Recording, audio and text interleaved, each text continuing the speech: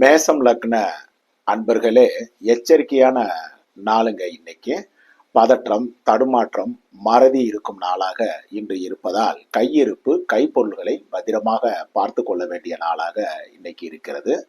சிலருக்கு மனை, வாகனம் பழுதுபார்ப்பு செலவினங்களும், இன்னும் சிலருக்கு தேவையில்லாத செலவுகளும் இன்னைக்கு இருக்கும்.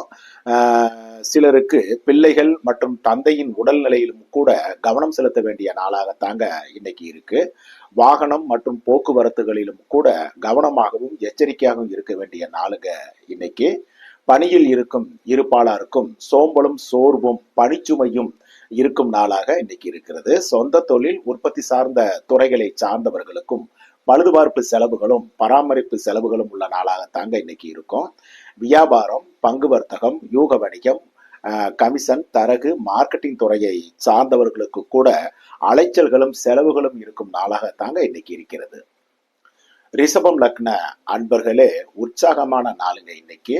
உறவுகள், நண்பர்கள், வெளிவட்டார பழக்க வழக்கங்களில் நன்மைகளும் ஆதாயங்களும் இருக்கும் நாளாக இன்னைக்கு இருக்கிறது.